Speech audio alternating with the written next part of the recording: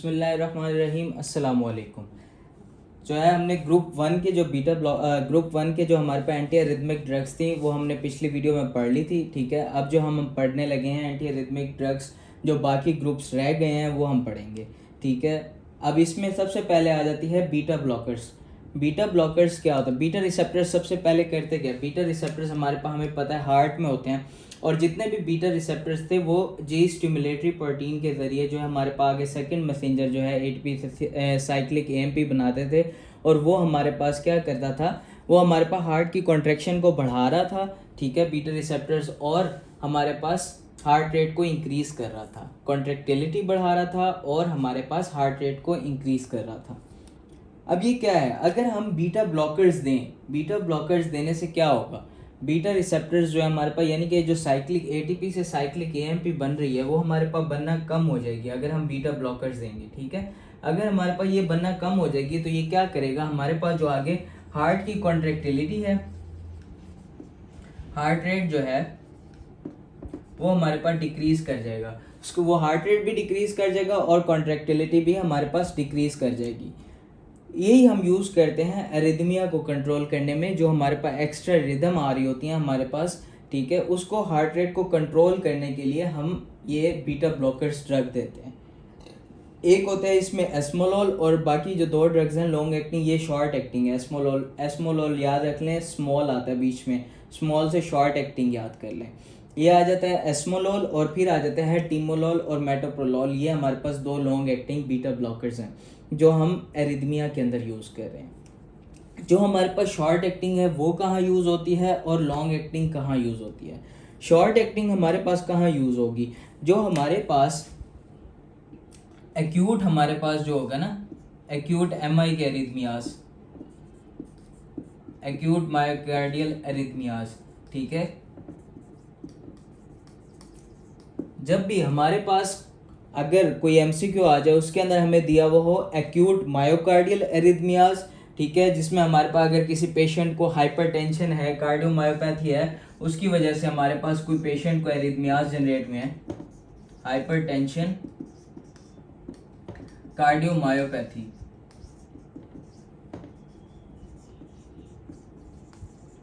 या हमारे पास थायरोटॉक्सिकोसिस, यानी कि हमारे पास थायराइड की ज्यादती की वजह से हमारे पास एरिथमियाज प्रोड्यूस होना शुरू हो गए हैं।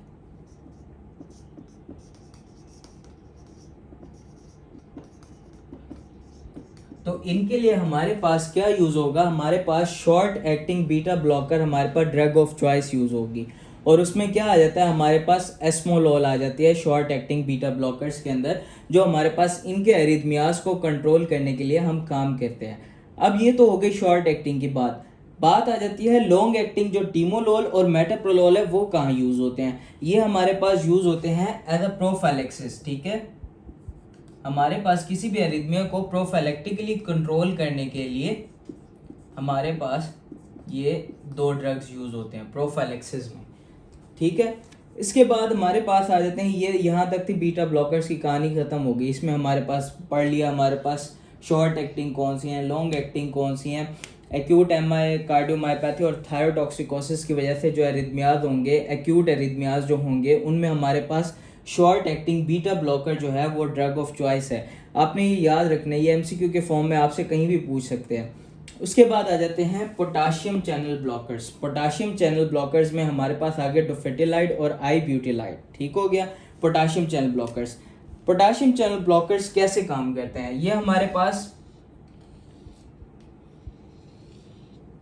यहाँ से ये सोडियम चैनल की ओपनिंग की वजह से, ये कैल्शियम चैनल की ओपनिंग की वजह से, और ये पोटाशियम की वजह से ये डीपोलराइजेशन हो रही थी। उसके बाद हमारे पास जो होता था हाई, ये प्लेट्यू फेज आता था कैल्शियम चैनल की वजह से, सोडियम चैनल की वजह से हमारे पास डीपोलराइजेशन आता था। ये जो है हमारे पास एक चीज याद रखनी है, ये जो सोडियम चैनल जो है ना, ये हमारे पास क्या करता है? ये हमारे पास ईसीजी के अंदर QRS इंटरवल को शो कर रहा होता है। ठीक है, QRS इंटरवल को जब भी हमारे पास सोडियम चैनल की ओपनिंग को ब्लॉक करेंगे और ये एलोंगेट होगा टाइम एक्सिस के अलोंग, तो हमारे पास QRS इंटरवल इंक्रीज करता है।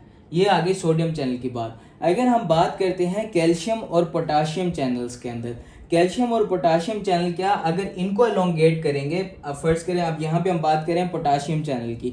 पोटाशियम चैनल को फर्ज करें ये पहले यहाँ जा रहा था, अगर हमने इनको ब्लॉक किया तो अब इसकी जो रीपोलराइजेशन हो रही है वो टाइम इंक्रीज कर जाएगा, ये यहाँ से यहाँ चला जाएगा। पहले यहाँ था, पोटाशियम चैनल ब्लॉकर देने के बाद ये यहाँ चला गया, ठीक हो गया। तो इतना जो इफेक्टिव रिफ्रैक्टरी पीरियड था, इफेक्टिव रिफ्रैक्टरी पीरियड, वो यहां से बढ़ के यहां तक चला गया, यानी कि उसका इफेक्टिव रिफ्रैक्टरी पीरियड बढ़ गया। हमारे पास पोटाशियम चैनल ब्लॉकर्स देने के अंदर मैकेनिज्म क्या इन्वॉल्व हो रहा है कि हमारे पास इफेक्टिव रिफ्रैक्टरी पीरियड जो है वो हमारे पास इंक्रीज कर रहा है। हमारे पास जो पहले तेज तेज नर्व हमारे पास इंपल्स आ रही थी, अब इफेक्टिव रिफ्रैक्टरी पीरियड होने के बढ़ने के बाद वो इम्पल्स का जो टाइम है पहले का स्लो हो गया है और दूसरी नर्व इम्पल्स आने का टाइम भी हमारे पास इंक्रीज कर गया है। इस वजह से हमारे पास एरिथमिया को कंट्रोल किया जा सकता है पोटाशियम चैनल ब्लॉकर के थ्रू, ठीक हो गया। इसके अंदर हमारे पास क्या आ जाते हैं, डोफिटिलाइड आ जाती है और आईब्यूटिलाइड आ जाती है।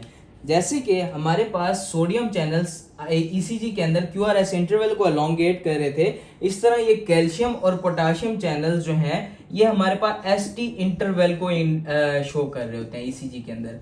जब हमारे पास सोडियम चैनल का टाइम बढ़ेगा तो क्यूआरएस इंटरवल बढ़ रहा था, अगर हमारे पास कैल्शियम या पोटाशियम चैनल्स का टाइम बढ़ेगा तो हमारे पास क्या होगा, ये एसटी इंटरवल जो है ये हमारे पास एलोंगेट होगा। तो हमारे पास इसके अंदर क्या आ जाएगा, एसटी जो इंटरवल है वो हमारे पास क्या करेगा, वो एलोंगेट करेगा। ये हमारे पास आगे पोटाशियम चैनल ब्लॉकर्स की कहानी जो हमने पढ़ना था और जितना हमारे पास एमसीक्यूज या एससीक्यू के अंदर आ सकता है। अगली बात कर लेते हैं अमायोड्रोन। इसको मैंने लिखा है पोटाशियम चैनल ब्लॉकर्स में, लेकिन ये एक्चुअली किसी ग्रुप के अंदर नहीं है। ये अमायोड्रोन एक ऐसी ड्रग है जो सारे चैनल्स को ब्लॉक कर रही है। वो सोडियम चैनल्स को भी ब्लॉक कर रही है, कैल्शियम चैनल्स को भी ब्लॉक कर रही है, पोटाशियम चैनल्स को भी ब्लॉक कर रही है और बीटा रिसेप्टर्स को भी ब्लॉक कर रही है, ठीक है। ये वो ड्रग है जब हमारे पास कोई एरिथमिया हुआ हो और आम ड्रग्स है, यानी कि जो हमने बाकी जो ड्रग ऑफ चॉइसेस हैं अगर उनसे हमारे पास रिजॉल्व नहीं हो रहा तो कौन सा एरिथमिया होगा, वो हमारे पास आ जाएगा रेजिस्टेंट एरिथमिया, ठीक है, रेजिस्टेंट एरिथमिया।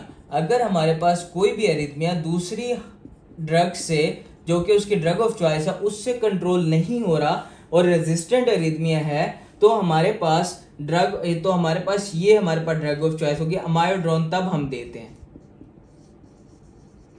तो हमारे पास ये कभी भी फर्स्ट ड्रग ऑफ चॉइस किसी भी एरिथमिया के लिए नहीं होगी, ये उन एरिथमियाज के लिए हम यूज करेंगे जो दूसरी ड्रग से हमारे पास ठीक नहीं हो पा रही, तब हम उस केस में अमायोड्रोन देते हैं। और इसके अंदर हमारे पास एक एससीक्यू आता है जो कि हमारे पेपर्स में आता है, adverse effects of amiodarone. Adverse effects में हमारे पास 4 से 5 चीजें आपने याद रखनी है। एक तो ये क्या करता है, ये हमारे पास कॉर्निया और स्किन के ऊपर डिपॉजिट्स बना देता है, कॉर्नियल डिपॉजिट्स बना देता है, ठीक हो गया। दूसरा ये क्या करता है, हमारे पास थायराइड के ऊपर एक्ट करता है। थायराइड के अंदर हमारे पास दोनों को काम करवा सकता है, हाइपरथायराइडिज्म भी करवा सकता है और हाइपोथायराइडिज्म भी करवा सकता है। हाइपर और हाइपोथायराइडिज्म दोनों करवा सकता है, यानी इसमें ट्रेमर्स भी आ सकते हैं, पैरेस्थीसियाज भी आ सकते हैं जो कि हमारे पास थायराइड की वजह से आ जाएंगे।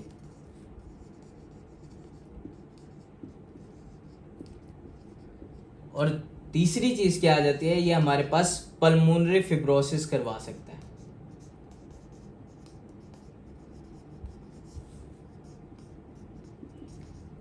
एक तो ये अमायोड्रोन में क्या क्या चीजें याद रखनी है, एक चीज ये कि ये कभी भी फर्स्ट ड्रग ऑफ चॉइस नहीं है किसी भी एरिथमिया के लिए, ये उन एरिथमियाज के लिए यूज करते हैं हम जो कि रेजिस्टेंट एरिथमियाज हैं, बाकी ड्रग से ठीक नहीं हो रही, और उसके बाद ये चारों चैनल्स को ब्लॉक करती है। इनके मैकेनिज्म ऑफ एक्शन में हमारे पास चारों चैनल्स को ब्लॉक करना होता है, लेकिन इसके साइड इफेक्ट्स हमारे पास ज्यादा होते हैं।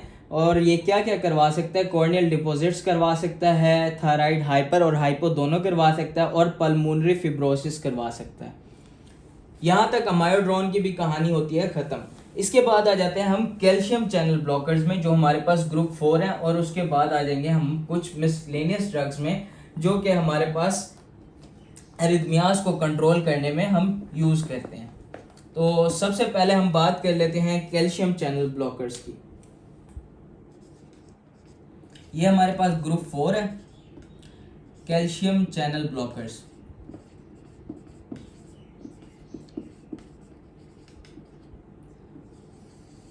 एक तो यही चीज आ गई हमारे पास, ये सोडियम, कैल्शियम और ये पोटाशियम। अगर हम इसको कैल्शियम चैनल्स को ब्लॉक करेंगे तो ये प्लेट्यू फेज जो है हमारे पास वो इंक्रीज कर जाएगा। ठीक हो गया, प्लेट्यू फेज इंक्रीज करेगा और हमारे पास क्या करवाएगा, जो इफेक्टिव रिफ्रैक्टरी पीरियड है उसको हमारे पास इंक्रीज करवा देगा। क्या होगा, कैल्शियम चैनल ब्लॉकेज में हमारे पास, अच्छा कैल्शियम चैनल ब्लॉकर्स में से भी हमारे पास दो तरह के थे कैल्शियम चैनल ब्लॉकर्स। एक होते हैं डायहाइड्रोपिरिडीन्स और एक होते हैं नॉन डायहाइड्रोपिरिडीन्स। जो नॉन डायहाइड्रोपिरिडीन्स होते हैं वो सिर्फ एरिथमियास के अंदर यूज होते हैं। जो डायहाइड्रोपिरिडीन्स होते हैं यानी कि जो हमारे पास निफेडिपिन वगैरह होते हैं वो इस्तेमाल नहीं होते। और ये कौन से यूज होते हैं, वो होते हैं जो नॉन डायहाइड्रोपिरिडीन्स होते हैं उसमें कौन कौन से आ जाते हैं, वेरापामिल और डेल्टियाजम। इनके बारे में मैंने आपको पहले भी बताया था। ये जो ड्रग्स होती हैं ये हमारे पास effect more on heart than vessels, तो हमने हार्ट के ऊपर इसका इफेक्ट लेना है एरिथमियास के लिए। तो इसलिए हमारे पास एंटी एरिथमिया ड्रग कौन सी होती हैं, कैल्शियम चैनल ब्लॉकर्स वाली, वेरापामिल और डेल्टियाजम। ठीक हो गया। ये क्या क्या चीज करवा रही थी, ये हमारे पास प्लेट्यू फेज इंक्रीज करवाएंगी, इफेक्टिव रिफ्रैक्टरी पीरियड इंक्रीज करवाएगी और इस तरह हमारे पास एरिथमिया को कंट्रोल करेगी। ये हो गया इसका मैकेनिज्म ऑफ एक्शन। ये हो गई दो ड्रग्स, ठीक है, जो हमारे पास कैल्शियम चैनल ब्लॉकर्स में से एरिथमिया के लिए यूज होती हैं और बाकी जो है वो नहीं यूज होती। ठीक हो गया। और तीसरी चीज इसमें आपको एक और चीज मैं जो कि पहले भी बता चुका हूं, जब भी हमारे पास ये कैल्शियम और पोटाशियम चैनल जो है हमारे पास ये अपने आप को एलोंगेट करते हैं, तो इसका मतलब क्या है, ईसीजी के अंदर हमारे पास on ECG there is elongation of ST interval. हमारे पास एसटी इंटरवल प्रोलॉन्ग कर जाएगा। ठीक हो गया। इसके बाद आ जाते हैं कुछ मिसलेनियस ड्रग्स, जिसमें सबसे इंपॉर्टेंट ड्रग है वो है एडिनोसिन। एडिनोसिन जो है हमने सबसे इंपॉर्टेंट ड्रग है, ये हमारे पास पेपर्स में सबसे ज्यादा पूछी जाती है। मिसलेनियस ड्रग्स, इसमें आ जाएगी एडिनोसिन सबसे पहले।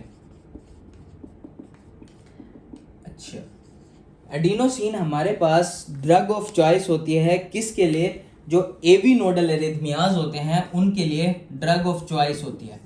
Drug of choice for AV nodal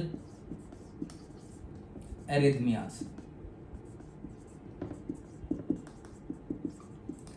ठीक हो गया। और इसका ड्यूरेशन ऑफ एक्शन बहुत शॉर्टर होता है, ये 15 सेकेंड के अंदर ही हमारे पास एक्शन शो करवाती है, अपना 15 सेकेंड के अंदर एरिथमिया को कंट्रोल करने की कोशिश करती है। ये हो गया इसका फायदा। और तीसरा इसका फायदा क्या है कि इसके साइड इफेक्ट्स बहुत कम होते हैं, और जो साइड इफेक्ट्स जो थोड़े बहुत आते हैं वो क्या आते हैं, फ्लशिंग हो सकता है, हाइपोटेंशन और चेस्ट पेन। फ्लशिंग, हाइपोटेंशन और चेस्ट पेन। ये हमारे पास जो है एडिनोसिन के अंदर जो जो चीज़ें हमने याद रखनी है पेपर के हिसाब से वो ये हैं। अब हम बात कर लेते हैं अगली जो ड्रग है हमारे पास, वो आ जाते हैं पोटाशियम और मैग्नीशियम। पोटाशियम और मैग्नीशियम ऐसे कोई ड्रग के तौर पे हमारे पास यूज़ नहीं होते, बल्कि इसके बारे में मैंने आपको पहले भी बताया था। ये वो आइंस हैं बॉडी के अंदर जिनके हम अमाउंट को सीरम के अंदर कंट्रोल करते हैं, क्योंकि ये हमारे पास एरिथमियास को प्रेसिपिटेट कराती हैं। तो कभी भी हम एरिथमिया के ड्रग्स देने से पहले तो इनके लेवल्स हमारे पास चेक किए जाते हैं, ताकि हम कभी भी एरिथमियास को कंट्रोल करते वक्त देखें हाइपर कैलीमिया तो नहीं हुआ हुआ या हाइपर मैग्नीसीमिया भी तो नहीं हुआ हुआ। तो level checked in the body because they can precipitate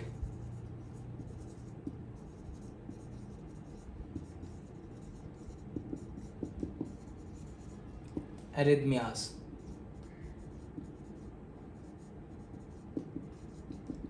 उसके बाद आ जाते हैं कुछ न्यू ड्रग्स हैं जिनके आपको नाम पता होने चाहिए। उसमें आ जाते हैं रोनेलाजीन और एवाब्रेडन।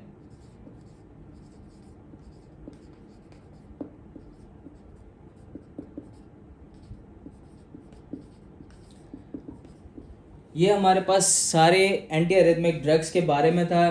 ठीक है, यहाँ तक कुछ भी अगर आपको समझ ना आया हो तो आप कमेंट्स में पूछ लीजिएगा। अभी तक के लिए इतना ही। Thank you. अल्लाह हाफिज़।